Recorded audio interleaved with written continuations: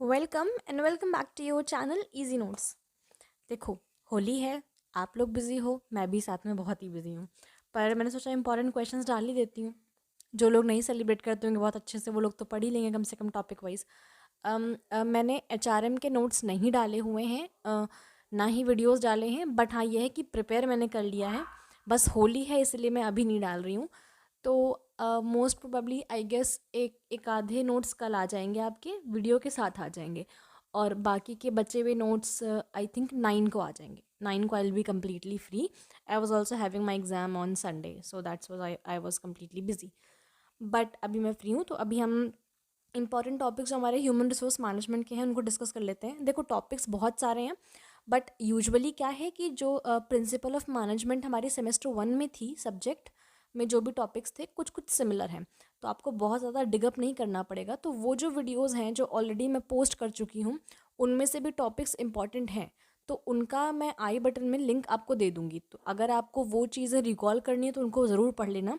उनके नोट्स, उनके videos already uploaded हैं मेरे चैनल पर।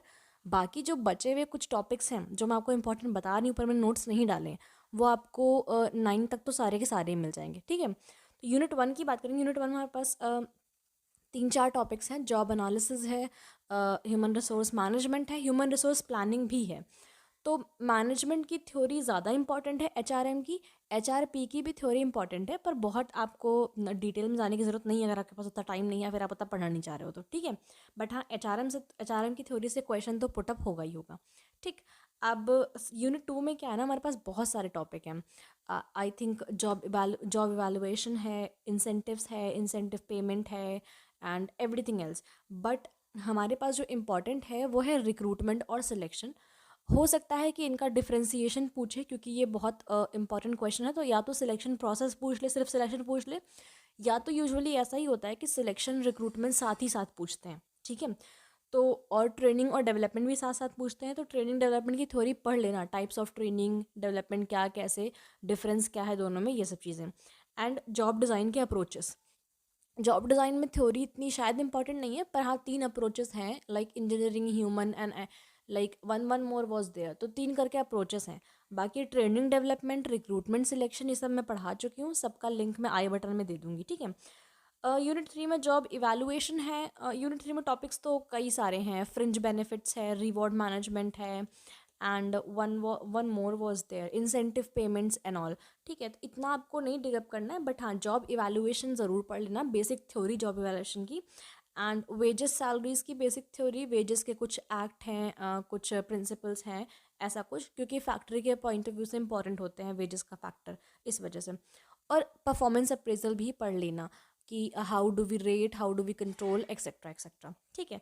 4th यूनिट में हमारे पास ट्रेड यूनियन भी है, इंडस्ट्रियल रिलेशंस है, डिस्प्यूट्स है, एज वेल एज ग्रीवियंस है, एंड हाँ डिसिप्लिन भी है। तो डिसिप्लिन आई थिंक इतना ज़्यादा important exam point of view से नहीं है, उसके चांसेस कम है।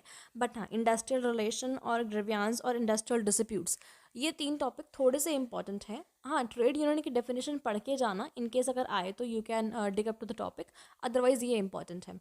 और ऑपरेशंस का पेपर मैंने देखा था, it was not very bad, ठीक ठीक आया था।